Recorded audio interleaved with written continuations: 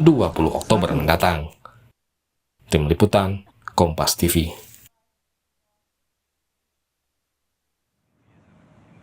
Saudara, jelang pelantikan, bocoran Kabinet Prabowo Gibran makin terang benderang setelah Prabowo menyebut banyak Menteri Jokowi yang akan masuk ke kabinetnya. Apa pertimbangan Prabowo mengajak kembali Menteri Jokowi masuk ke kabinetnya? Kita bahas bersama Andi Rahmat Wijaya, Wasekjen Partai Gerindra. Pak Andi, selamat malam. Selamat malam, Mbak Livi. Kita juga akan sapa Yanuar Nugroho, peneliti ISEAS. Selamat malam, Pak Yanuar. Selamat malam, Mbak Vivi. Saya ke Pak Andi dulu, Pak Andi. Jadi betul ada banyak menteri Pak Jokowi yang masuk kabinet Pak Prabowo, Pak Andi? Betul, Mbak.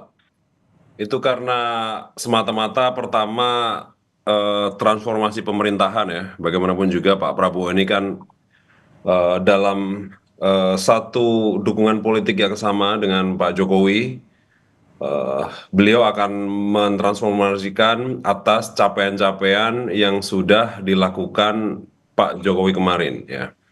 Itu yang pertama. Yang kedua terkait dengan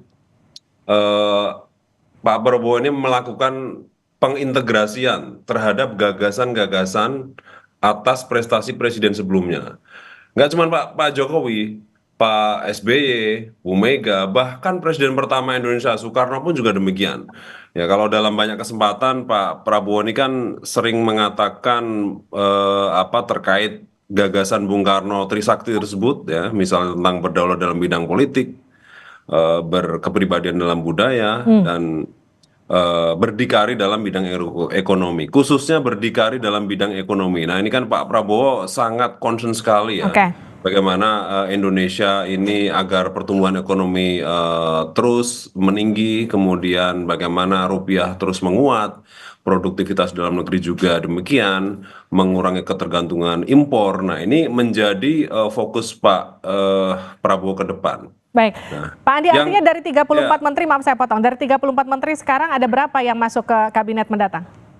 Secara statistik saya kurang hafal ya, dan itu memang selain saya nggak hafal juga kurang etis kalau saya sampaikan sekarang. Tapi paling tidak saya bisa katakan mayoritas kabinet di pemerintahan Pak Jokowi akan masuk di anggota kabinet Pak Prabowo. Oke, mayoritas. Saya izin ke Pak Yanuar dulu ya, Pak Andi. Pak Yanuar, kalau kita bicara soal statement secara tegas Pak Prabowo bahwa akan banyak menteri dari Pak Jokowi yang masuk ke kabinetnya, diboyong ke kabinetnya, apakah secara tidak langsung ini juga sebagai pernyataan terbuka bahwa seluruh program dari pemerintahan Pak Jokowi akan pasti dilanjutkan Pak Prabowo?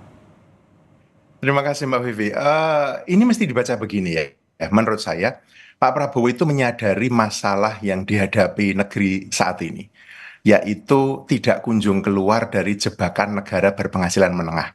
Itu saya kira itu masalah yang kita hadapi dan itu mendasar sekali. Jadi, saya kira Pak Prabowo pasti punya prioritasnya sendiri. Dan kalau kita baca Astacita itu sangat jelas menegaskan menegaskan prioritasnya Pak Jokowi. Bahwa prioritas Pak Jokowi itu beririsan dengan Pak Prabowo tentu saja ada. Tapi Pak Prabowo di Astacita itu sudah sangat jelas menegaskan apa yang ingin dia raih dalam 5 tahun ke depan. Karena saya melihat kalau memang sebagian menteri Pak Jokowi dipakai oleh Pak Prabowo, itu konsekuensi logis. Bagi saya yang paling penting, satu, mesti profesional. Tentu saja bahkan cerita pemekaran kabinet ini ya dari 34 menjadi 44 atau 45 atau 46 itu orang mengkhawatirkan kan ini akan digunakan untuk mengakomodasi kepentingan sekutu politiknya. Bagi saya itu perkara nomor 2. Yang nomor 1 adalah Pak Prabowo mesti memastikan menterinya itu profesional. Kalau profesionalisme itu didapatkan sebagian dari menteri Pak Jokowi sekarang ini, so be it. Tapi jika tidak, ya nggak apa-apa. Kalau saya begitu melihatnya, Mbak. Oke, meskipun profesional itu kemudian diisi oleh para ketua umum parpol begitu Pak Yanuar. Nah, itu persoalan lain, Mbak. Saya kan bicara profesional. Mestinya Pak Prabowo tidak membuang kesempatan, tidak membuang momentum. Ini momentum untuk menunjukkan bahwa dia menjadi pemimpin negeri ini dengan PR yang sedemikian banyak. Saya kira kalau seperti Pak Prabowo, mestinya dia ngitung ini antara akomodasi politik dengan kemampuan teknokratik. Idealnya begini, kalau menterinya politik, wame presidennya harusnya teknokratik. Atau idealnya menterinya orang yang mengerti. Artinya kalaupun diambil dari partai politik, mesti dia punya kemampuan atau kecakapan itu. Ini semua nggak bisa dilawan itu nanti. Waktu akan melihat. Waktu akan menunjukkan pada kita, ya kan? Kalau yang dipilih orang politik saja tidak punya kemampuan teknologi, kita sudah melihat kok di masa lalu mereka yang ditunjuk hanya karena soal politik tidak punya kapasitas teknokratik, pada akhirnya merugikan pemerintah itu sendiri. Ya. Nah, itu ke Pak Andi, dengan segitu banyak PR dan juga target yang dimiliki oleh pemerintahan Prabowo Gibran, bagaimana kemudian memilih menteri yang kemudian bisa memix antara akomodasi politik dan juga kemampuan yang teknokratik untuk duduk di posisi menteri nanti di kabinet mendatang? Begini, pertama Pak Prabowo sudah melakukan seleksi-seleksi ya, secara tidak langsung sudah lama dengan para calon-calon menterinya. Pertama itu. Yang kedua, kalau kita bicara antara profesional dan mungkin bisa dikatakan akomodasi politik gitu, sebenarnya itu juga sudah dilakukan ya, Pak Yanuar dan Mbak Livi. Jadi begini, kan tidak mungkin juga Pak Prabowo mengabaikan stabilitas politik. Ini kan sangat penting. Jadi Pak Prabowo ini adalah semangatnya bukan mengakomodir, tapi mengajak seluruh komponen bangsa ini untuk membangun Indonesia ke depan. Jadi kan soliditas ini sangat penting. Pertama karena tantangan dalam negeri sendiri ya. Ya kalau tidak solid pasti akan susah. Nah itulah kenapa Pak Prabowo mungkin concern banget ketemu beberapa tokoh dan satu di antaranya yang saat ini sedang ditunggu adalah dengan Ibu Mega. Karena kalau nggak stabil pasti ya pemerintah akan habis energinya untuk mengonsolidasikan politik di dalam negeri. Yang kedua tantangan internasional. Secara geopolitik kita pasti ada efeknya. Beberapa konflik di Timur Tengah, ya Rusia dan Ukraina itu konfliknya bukan konflik, impactnya ke kita. Ya, kalau ngomongin cost of transportation, ya cost of fund dan segala macam lah ya, itu imbasnya ke kita. Lalu kita akan tumbuh tadi kalau sudah dikatakan Pak Yanuar, kita akan tumbuh, akan sulit. Ya, selama ini akan kayak gini terus.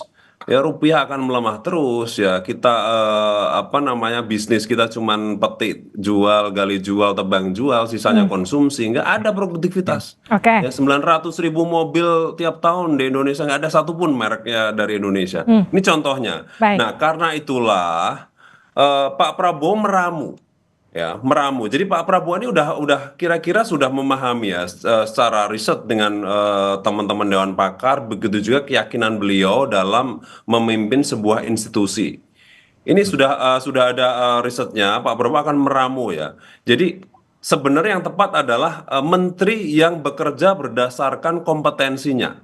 Meskipun latar belakangnya politik, latar belakangnya akademisi, latar belakangnya mungkin jurnalis, latar belakangnya budayawan, nanti akan ada dalamnya gitu. Jadi begitu juga dengan wakil menteri. Sebenarnya wakil menteri ini yang bisa membackup pekerjaan ke depan, yang bisa menjadi pekerjaan komplement. Tadi sudah disinggung oleh Pak Yanuar. Jadi memang akan komplement nanti. Jadi misalkan menterinya dari politik ya nanti wakilnya yang punya kompetensi yang lebih spesifik kementerian tersebut. Misalnya seperti itu. Saya ke Pak Yanuar. Pak Yanuar, artinya kan gini, kalau kita ingat dulu di awal-awal Pak Prabowo sempat menyatakan akan membuat atau membentuk kabinet second, gitu menurut Anda ini akan tercapai di pemerintahan ini? Tentu saja hanya Pak Prabowo yang tahu, dan saya setuju dengan Pak Andi tadi, itu prerogatif presiden ya. Tetapi begini kalau saya mau menegaskan sekali lagi, pembentukan kabinet baru ini adalah kesempatan dan momentum emas bagi Pak Prabowo untuk menunjukkan kualitas dan kapasitas kepemimpinan beliau. Seorang presiden itu akan dilihat dari seperti apa kabinetnya dan bagaimana kabinetnya bekerja. Saya yakin Pak Prabowo tidak akan mengkompromikan itu. Dan jadi kalaupun tadi kata Pak Andi tadi demi kestabilan politik, tentu Pak Prabowo tahu kok. Beliau ngitung pasti.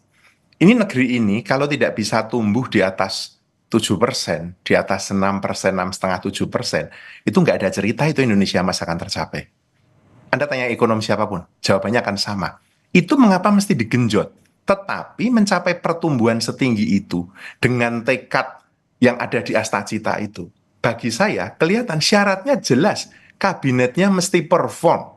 Nah sekarang tadi menimbang dan menyeimbangkan tadi kan soal stabilitas politik dengan kemampuan atau kapasitas teknokratik tadi. Saya sangat percaya Mbak, time will tell. Jadi kalau besok kabinetnya kelihatan, pasti orang akan berkomentar, pasar akan merespon, dunia luar negeri akan merespon, itu udah pasti, itu hukum alam kok. Jadi saya nggak terlalu khawatir dengan itu ya. Kita percaya pada Pak Prabowo. Tapi pemerintahan yang baik adalah pemerintahan yang akuntabel kan. Ketika Pak Prabowo memilih menteri-menterinya, berarti dia juga siap untuk dikritik nanti. Kalau menterinya nggak benar. Tapi kalau menterinya benar, kita juga mesti memberi kesempatan orang-orang yang dipilih itu untuk bekerja. Sekali lagi Mbak, ada hal yang nggak bisa dilawan di sini, yaitu hukum alam dalam pembangunan. Itu saya kira itu kita nggak bisa ngelawan itu. Oke, saya ke Pak Andi. Pak Andi, kalau kita lihat kan dalam 1 minggu terakhir ada 2 kali pertemuan yang terjadi antara Pak Prabowo dengan Pak Jokowi. Apakah kemudian ini juga ada kaitannya dengan posisi transisi pemerintahan dan juga soal menteri yang nanti akan diboyong, atau ada apa sebetulnya? Pertama itu sebenarnya yang masyarakat perlu ingat, Pak Prabowo ini adalah menterinya Pak Jokowi sekarang. Jadi Pak Jokowi kapanpun mau manggil bisa, Pak. Nggak harus pertemuan di mana pelataran di GBK ya, mau panggil di istana. Termasuk hari ini yang panggil Pak Prabowo ke Solo. Jadi itu sesuatu hal yang biasa sebenarnya. Nah, ini kan bukan pertemuan antara Pak Prabowo dengan Bu Mega atau Pak SBY dengan Bu Mega atau Pak Jokowi dengan Bu Mega. Jadi sesuatu hal yang biasa sebenarnya. Nah, kemudian apa isinya? Ya pasti ada pembicaraan soal tersebut dan itu hal yang wajar karena memang Pak Jokowi dan Pak Prabowo dalam satu dukungan politik yang sama gitu. Jadi sesuatu hal yang wajar kalau membicarakan kabinet misalnya atau membicarakan policy pemerintahan atau membicarakan tentang IKN misalnya. Yang tidak wajar adalah kalau Pak Jokowi cawe-cawe gitu atau intervensi terlalu banyak itu yang tidak boleh dan saya yakin Pak Prabowo sudah memahami posisi tersebut bahwa Pak Prabowo mendengar masukan dari para senior iya nggak cuma Pak Jokowi, Pak SBY pun didengar, bahkan Ibu Mega pun juga nanti akan didengar. Itu sesuatu hal yang wajar dalam sebuah transisi kepemimpinan gitu ke depan. Saya ke Pak Yanuar. Oke, yang tadi dikatakan oleh Pak Andi, ini adalah panggilan seorang presiden kepada Menteri Pertahanannya. Tapi kan kalau kita lihat, panggilan itu lazimnya dilakukan di istana, bukan di restoran seperti pelataran misalnya. Bukan juga kemudian dipanggil ke Solo yang dijemput oleh Gibran misalnya. Apa yang sebetulnya ingin ditunjukkan oleh Pak Prabowo dan juga Pak Jokowi dari 2 pertemuan ini sebetulnya?